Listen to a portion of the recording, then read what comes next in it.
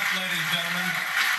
This movie, I've been awaiting this movie. I think I saw a trailer for it maybe a year ago, 10 months or something like that. Probably before we finished shooting. Yeah, exactly right. I think so. Did it take a long time to film this?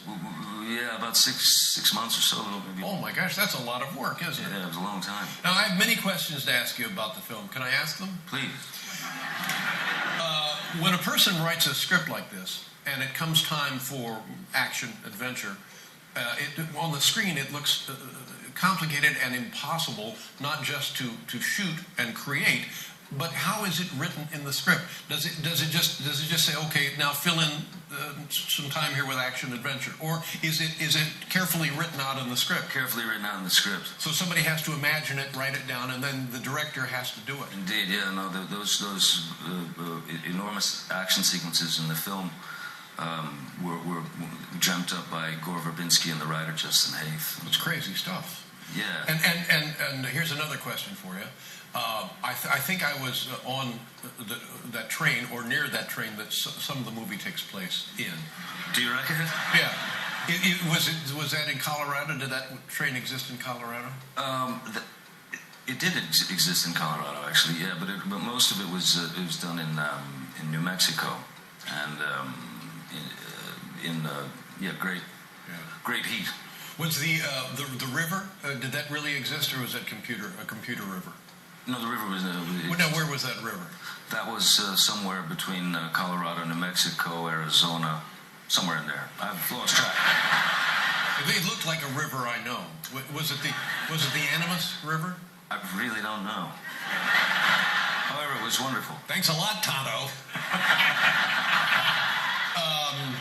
Okay, so now Rio Grande? I don't know. Might have been the Rio Grande. And what about the trestle that comes down? That never existed, or did it exist? Or should I have not said that? I don't know. I'm not. There's two things that I have a problem with. One is I never read screen direction,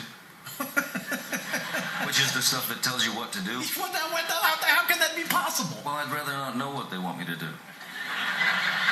I'd rather just figure something out. So you're kind of just guessing at what they want? It's just, no, I'm just sort of winging it at what I want. It's worked so far. But now, let's talk about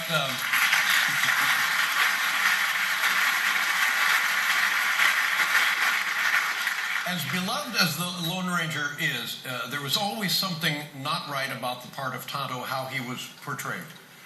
This has been rectified in this movie and documented.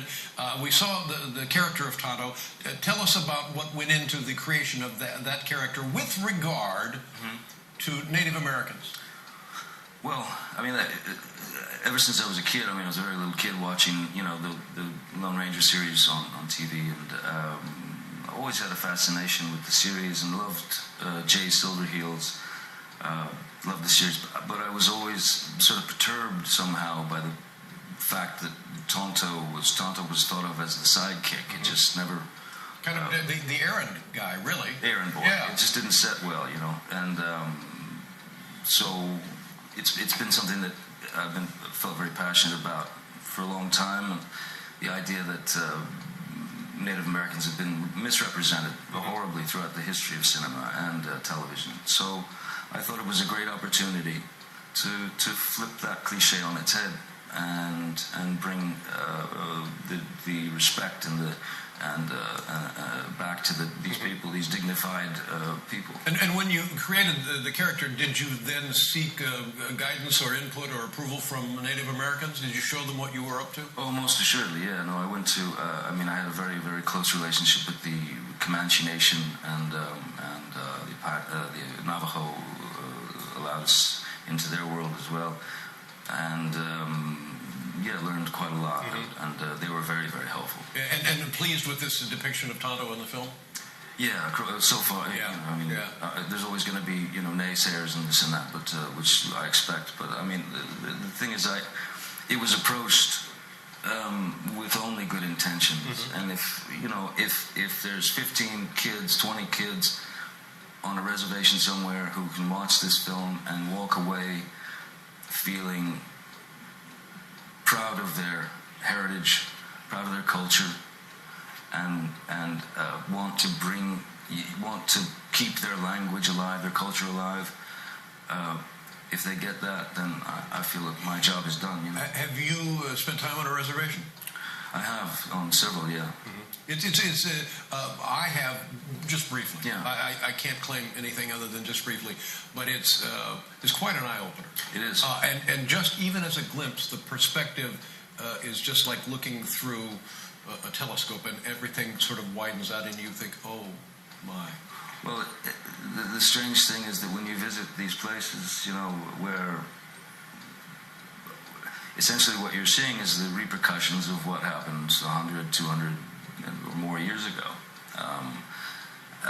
Of people that have been, you know, attempted to be beaten down, you know, like lesser than, and that's what I want these kids to know. What do they say anthropologically about how long people were in North America, before white men came here? Was it 20,000 years? Was it longer than that? I have no idea. Yeah. I mean, even if it was a year. I mean, it was in the high numbers for sure. Before Columbus came and made an enormous mistake. Thought he'd hit India. Yeah. And decided to call the people Indians. Yeah. And that's the whole thing right there. They didn't call themselves Indians, did they? No, they're the human beings. Yeah. That's right.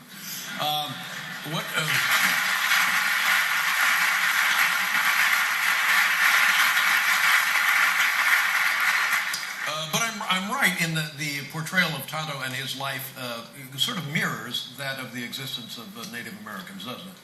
Most definitely. Exploited and then crushed by the white man. Indeed, damaged. I mean, a little boy damaged by white man's greed. Yeah. Now, having said this, and I'm happy we can talk about it, the movie is wildly entertaining. Thank you. And what I was talking about, in the end, all of a sudden you appear on a ladder. You know what I mean? I do remember the ladder bit, yeah. Yeah. And on a speeding train. Now, is any of that real? Well, we were on speeding trains. Speeding trains. Absolutely. Strapped to the top of a train car that was doing about, 50 or 60 miles per hour. On a ladder. Yeah. Also, a lot of trees, you know. Yeah. Oh, yeah, the trees. A lot of ducking. Yes. And the scenery is spectacular. Monument Valley is the backdrop for a lot of this film. Yeah. Monument Valley, Canyon de Chelly, which is Navajo land we were welcomed into, and it's just astonishing. Yeah. You know. Well, it's everything you want, and it's going to be an enormous hit. Let's take a look at a clip here. This is The Lone Ranger. And I don't want to take anything away from The Lone Ranger, but it really ought to be called Tonto. Could you have done that? Could you have demanded? Well, you know, you're a guy who knows his way around a craft table. I don't know what that means. No, I'm drunk. I've made a lot of macrame things. Made plates. Let's see. What is the clip here, Johnny? I have no idea. No, for God's sake. I have not. You're saying to yourself, that's not Johnny Depp. It's a clip from the film. You see it the July 3rd, and it's the celebration of America's independence. But this is a great reminder of things that came before and mistakes that have been made, but also wildly entertaining. Have we shown the clip? Am I in it? Let's take it.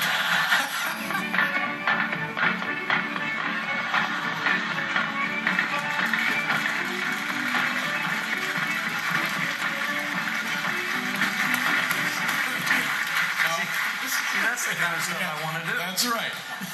Now just imagine that on the big screen. Big special effects, folks. Fat kid in chaps. All right, let's try it again. Here is the Lone Ranger. It's the end of the line. Wake up. We're like passengers. They jump. Children on board. Oh, jump. Decent thing. When you go get in the plane? You're not going anywhere.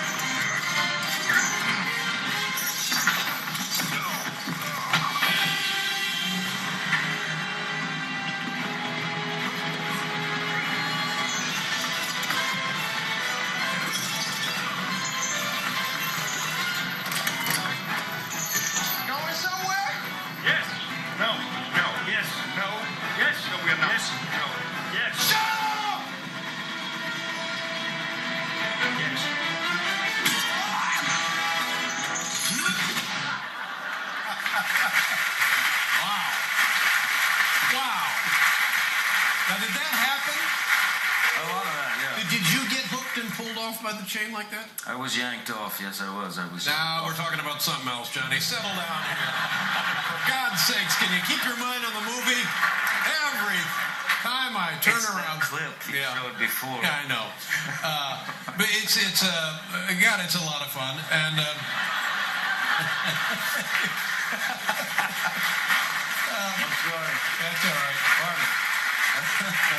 Now, this movie is so enormous. How does one know that one has everything one needs on film to make sense of this movie?